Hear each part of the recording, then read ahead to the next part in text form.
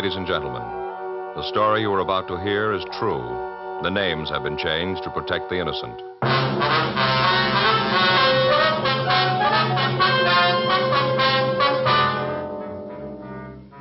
You're a detective sergeant.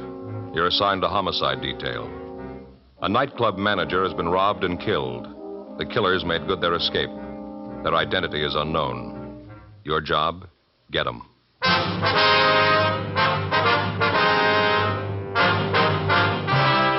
Dragnet, the documented drama of an actual crime. For the next 30 minutes, in cooperation with the Los Angeles Police Department, you will travel step by step on the side of the law through an actual case transcribed from official police files. From beginning to end, from crime to punishment, Dragnet is the story of your police force in action. It was Wednesday, April 7th. It was warm in Los Angeles. We were working the day watch out of homicide detail. My partner's Frank Smith. The boss is Thad Brown, chief of detectives. My name's Friday. I was on the way back from R&I, and it was 1:46 p.m. when I got to the interrogation room. Find anything? Oh, they're checking it now. Mr. Seaton? Yes, Sergeant. I wonder if you'd mind going over all that happened just once more. You might have forgotten something, some little thing that might help us here.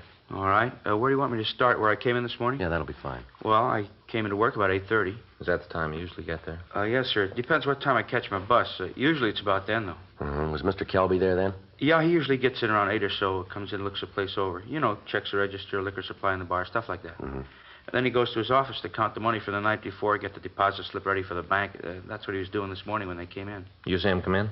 Yeah, I was in the kitchen when those two men came in. Mm-hmm. First, I thought they were salesmen. Both of them were dressed kind of nice. A lot of salesmen come in to see Kelby that time in the morning. I didn't figure anything was wrong. They say anything to you, these men? Well, no, not at first. They just stood there looking the place over. I went on peeling my potatoes. And then I heard one of them say that he guessed they might as well get it over with, and that's when they pulled the guns and told me it was a stick-up. Mm-hmm. Go ahead. Well, first, I didn't know quite what to do. I asked them if they was kidding, not to pull jokes like that. And I told them if it was a joke, it wasn't very funny. Mm-hmm. And then the big one come over and told me to keep my mouth shut, told me it wasn't any joke. And if I made a sound, they'd just soon blow my head off and look at me. Well, you just know I wasn't about to cause any trouble. Did Mr. Kelby know they were in the place? No, not then. You see, he keeps the door to his office closed when he's counting the money, and I thought about yelling to him, but then when I looked at those two guys, I thought about what they'd said about killing me. I decided not to. What'd these men do then?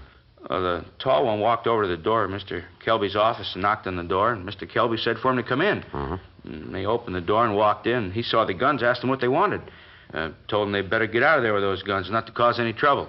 The little one laughed at him and said they wanted the money and that Kelby was the one who shouldn't cause any trouble. I see. Go ahead. Well, the little one started to pick up the money and stuff it in his pockets, and Mr. Kelby told him they better leave it alone, that he had friends who'd take care of him. And the two of them said something I couldn't hear. The little one told Kelby that his friends wouldn't do him any good. That's when they shot him.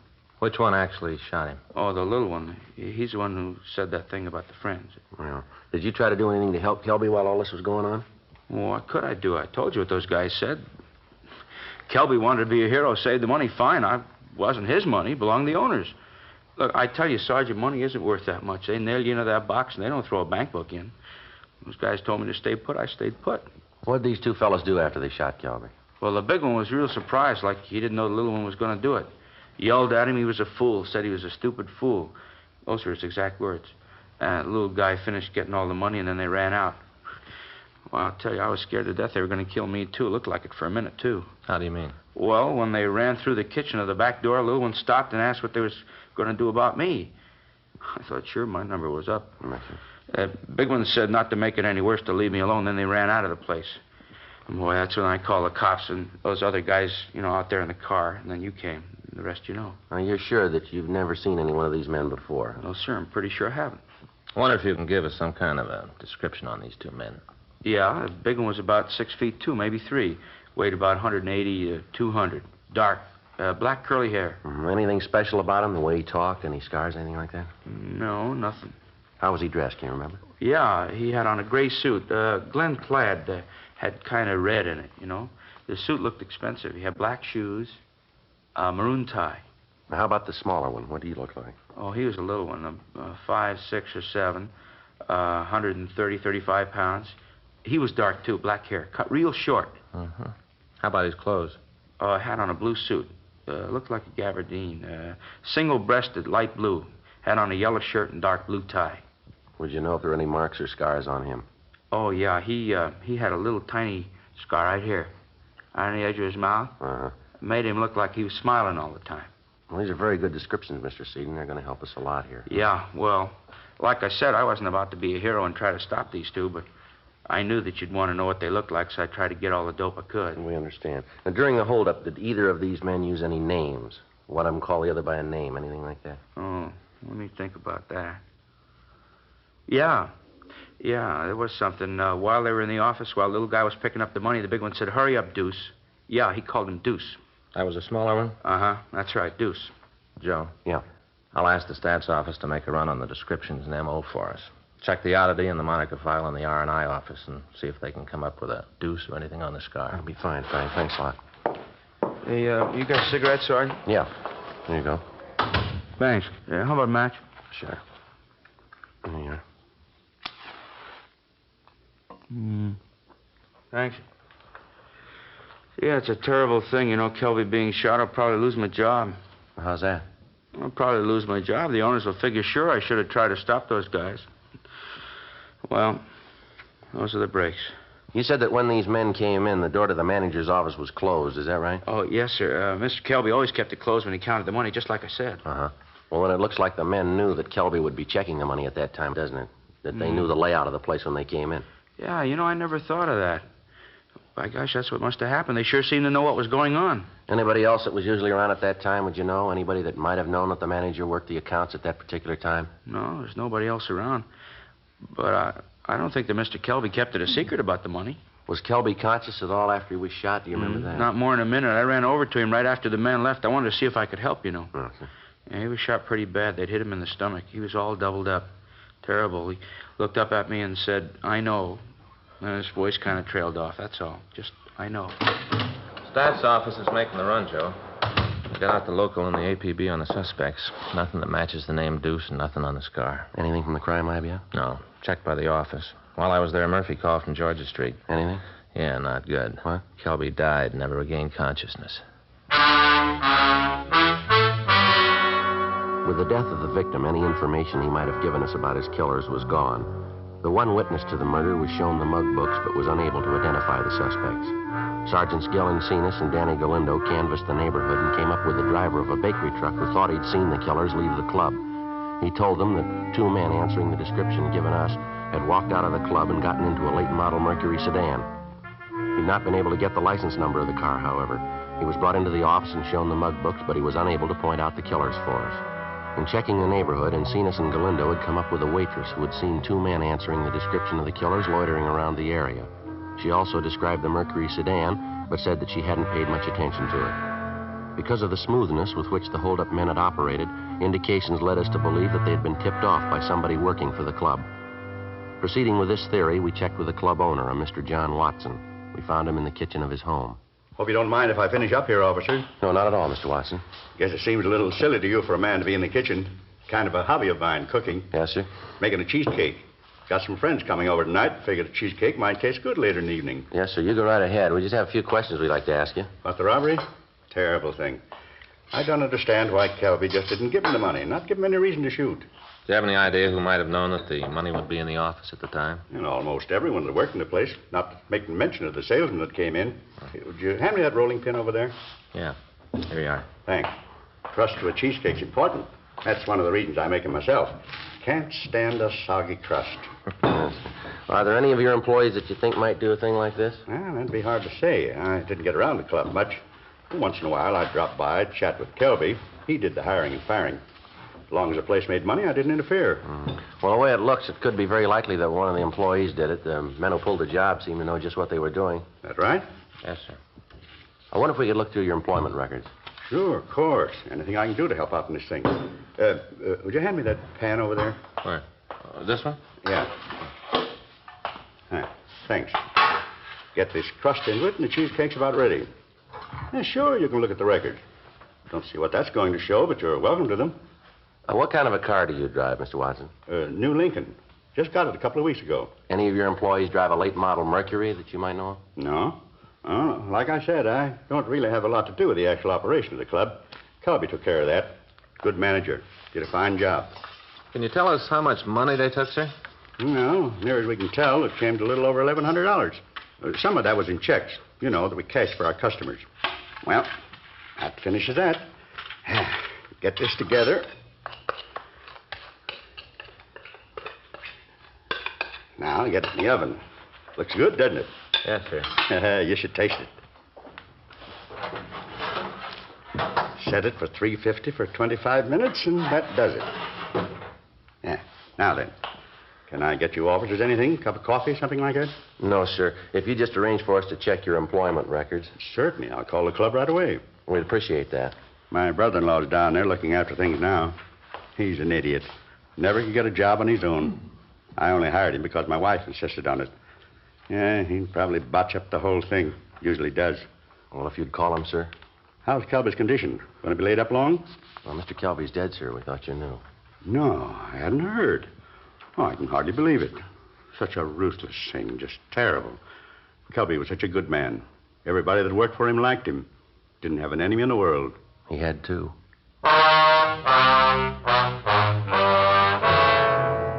We went back 5 years into the employment records of the club. There were over 200 names. Each of them had to be checked out. Frank and I spent 2 months running them down. In all instances, the people interviewed had alibis, or else they could explain their action at the time of the robbery and killing. In each instance, if the person owned an automobile, it was checked. A broadcast and an APB had been gotten out on the late model Mercury seen at the club, but there had been no answers. No replies had come in on the descriptions of the two suspects. June 17th, we were checking out the last 3 names on the list. One of the 3, a David Adams, listed a rooming house on West 34th Street as his home address. We checked with the landlady, a Mrs. Elvia Collins. Adams? Sure, he lives here, second floor front. Wonder if we could talk to him, ma'am. Sure, got no reason to say you can't. Come in. Thank you, ma'am. He isn't in right now. Went out about an hour ago. Said he had to lead on a job, and I sure hope he gets it. He's a couple of months behind in his rent. That's fine. Sit down. Just take any chair. Thank you, Miss Collins. You officers like anything? Mint on the table there. Help yourself. No, thank you. Adams give you any idea when he might be back? No, he didn't say right out. I expect he'll be here by 6. How's that, ma'am? That's when we serve dinner. Mr. Adams hasn't missed more than 4 meals since he's been living here. What's this Adams look like? Oh, little man. Sort of like my first husband, little dried-up man. Well, how old would you say he is? Well, I know exactly. Baked his birthday cake last Wednesday. 46 candles and 1 for luck. About how tall would you say, ma'am? 5'6" or so. How about his weight? Maybe 120, and that'd have to be soaking wet. He's a real little man. Is he dark or light? I beg pardon? His hair, is it dark or light? Oh, light. A real silky hair, what little there is left of it. Funny the way he combs it. Never could figure it out why a man would comb his hair that way. What's that, ma'am? Well, you see, he's only got a little bit of hair on one side. He lets it grow real long, and then he combs it all the way over the top of his head, so it'll look like he's got a lot of hair. He really doesn't, though. It's silly. He's pretty vain about other things, too. Does he have any friends in the building, Miss Collins? Well, there's his 2 cousins. They've moved, though. How long ago did they move? Well, let's see. Must have been about 2-3 months ago. Yes, that much, anyway. What did these 2 cousins look like, Miss Collins? Can you describe them? Well, you just bet I can. I had a lot of trouble with them 2, always drinking. First one, he was a big one. 6 feet, anyway. Had dark hair. Weighed maybe 200 pounds. Miss Collins, how about his complexion? Dark. Anything outstanding about him? Well, now, what do you mean outstanding? Well, I mean anything about him that struck you as being different, maybe. Anything that attracted your attention, something like that? No. Well, what about the number 2 man? How old was he? Well, he was a little younger. 35, or maybe 37, around there. How tall would you say he was, Miss Collins? Well, he was a little man. 5'6" or 7. How much do you figure he weighed, would you know? 130 pounds or so. How about his complexion? Dark, just like the other one. Anything outstanding about him? Scars, tattoos, maybe anything like that? Yes, he had a scar. Right on the corner of his mouth. Made him look like he was smirking all the time. It was a real dirty look. What are these men's names, Miss Collins? Well, now, the big one was called Al Evans. Uh-huh. The little one's name was Bill Evans. They was brothers. Did they have a car? Oh, yes, a late one. It was real pretty. You know what make it was? No. No, I'm sorry, but I can't tell one kind from another. Sure was a nice-looking one, though. A lot of chrome all over it. Do you have any idea where they might be now, where they moved to? No, I haven't. Well, Mr. Adams can probably tell you, though. I see. Oh, that might be him. Now, I'll see. Oh, we'll go with you, ma'am, all right? Are you expecting any trouble? What's this all about, anyway? Mr. Adams done something wrong? Oh, I do hope not. He's a little man, but he's awfully nice. We'd just like to talk to him. Oh, I sure hope there won't be any trouble. Oh, Mr. Adams. Yes, Miss Collins? These gentlemen would like to talk to you. Oh? Something I can do for you? Are you David Adams? Yes, sir, that's right. We're police officers, Mr. Adams. My name's Friday. This is my partner, Frank Smith. How do you do? Adams. What is it you wanted? Well, it might be better if we talked in your room. All right, but I still don't see what it is you want. Did you get the job? No, Mrs. Collins, but I've got another lead. Don't worry, I'll be able to take care of that matter by the first next week. Oh, it's all right, Mr. Adams. I understand. This is it. It's not much. Just sit down anywhere. Thank you. You want to tell me what this is all about now? What it is that you want with me? Well, we'd like to talk to you about the robbery of the Pink Rat Cafe last April. The manager was killed. The Pink Rat, yes. I worked there a couple of years ago, but I don't think I've been in the place since then. I lost the job. Kelby fired me for dropping a load of dishes. Did you have an argument at the time? Well, a little one, yeah. I was sore. He was, too. Wanted me to pay for the dishes. I didn't feel it was my fault. I told him so. He had a few words. Nothing serious, so why? Mr. Kelby was killed in the holdup at the bar. Yes, I know. That's too bad. But you surely don't think I had anything to do with that, do you? Well, that's what we're trying to find out. Well, why do you think I'd have anything to do with it? I haven't been near the place for a couple of years. Well, the way the thing was pulled, the whole M.O. makes it look like it's an inside job. Somebody had to give the layout, tell him that Kelby would be in his office with the money at that time. It all points to somebody that either works there now or who did work there. Yes, but why me? Well, your name was on the list. It had to be checked out. Adams, you got any relatives in town? Not now. I had a couple of cousins. They were out here for a while. What are their names? Al and Bill Evans. Mind if we look around your room? No, I got nothing to hide. Go ahead and look around. You won't find anything. Thanks. What is it about my cousins? You figure they had something to do with the thing? Well, we think they might have. Their descriptions match the ones we got from the witnesses. You've been talking to old Mrs. Collins. She's the one who told you about Al and Bill, isn't she? Well, who told us isn't important, Adam? You don't have to admit it. I know. You're a busybody, always getting your nose into somebody else's business. Oh, Harpy. Joe. Yeah. Look at here.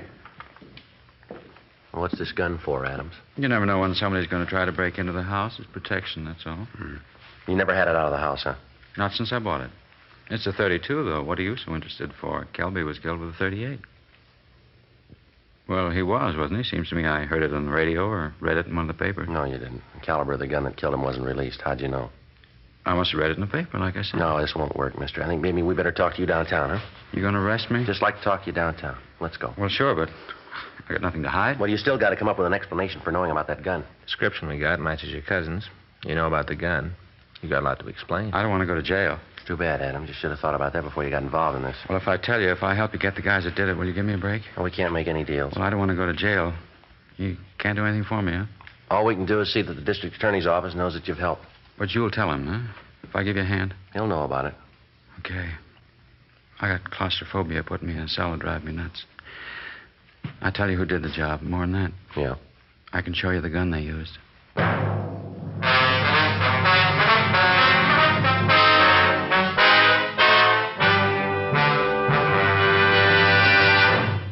You are listening to Dragnet, the authentic story of your police force in action.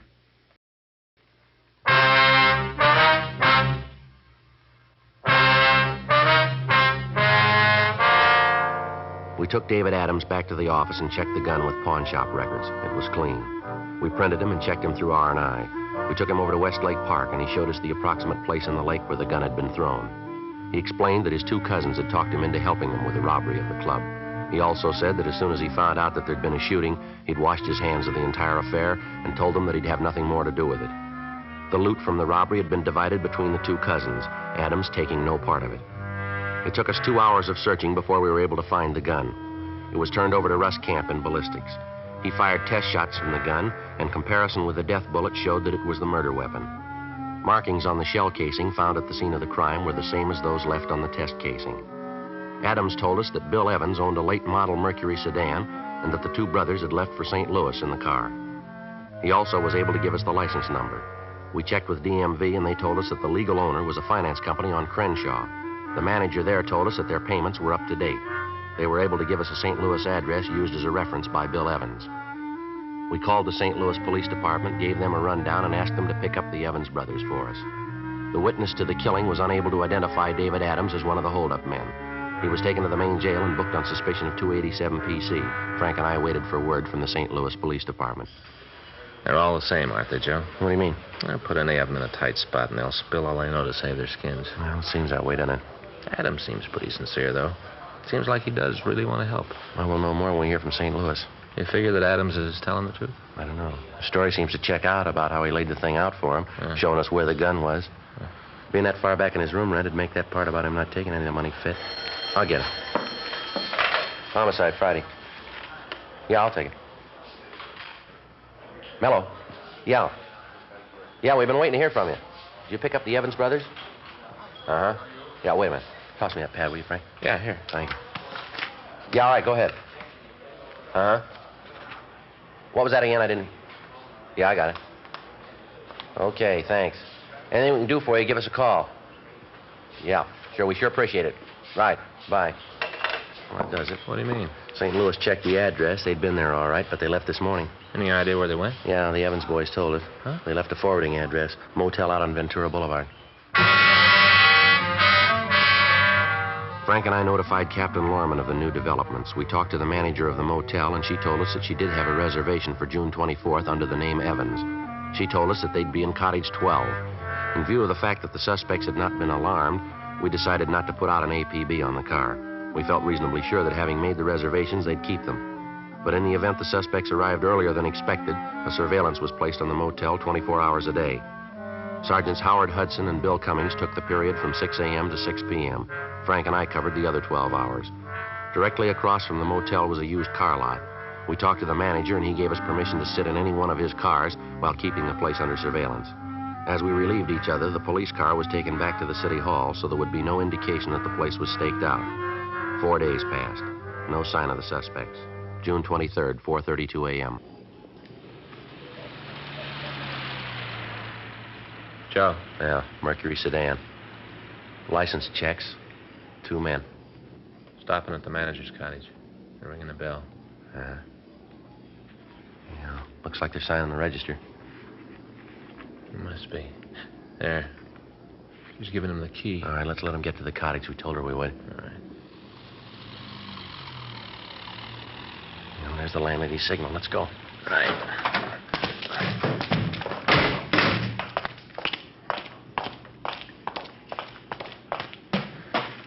Cover me. Yeah.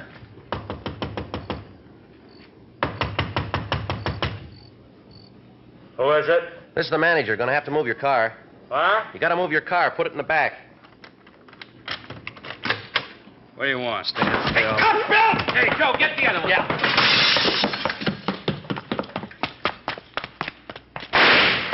Get away from me, cop. Leave me alone. All right, give it up, mister. I'm getting out. If you got any brains, you ain't gonna try to stop me. You're going no place, mister. You can't get over that wall. Throw that gun out here. You haven't got a chance. Shut your Arthur. You'll never take me. All right, hold it up, Evans.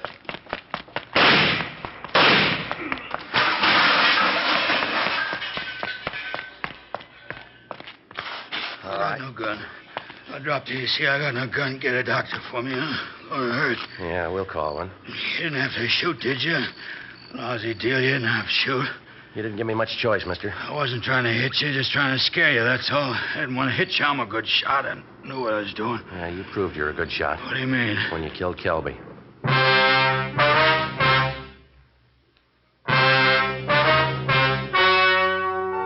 The story you have just heard was true. The names were changed to protect the innocent. On October 4th, trial was held in Superior Court, Department 87, City and County of Los Angeles, State of California. In a moment, the results of that trial.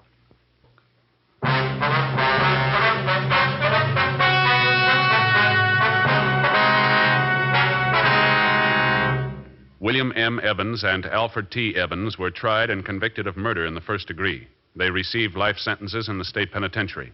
Because David R. Adams had turned state's evidence, and since he was not actually involved in the crime, in the interest of justice, the charges against him were dismissed and he was released from custody.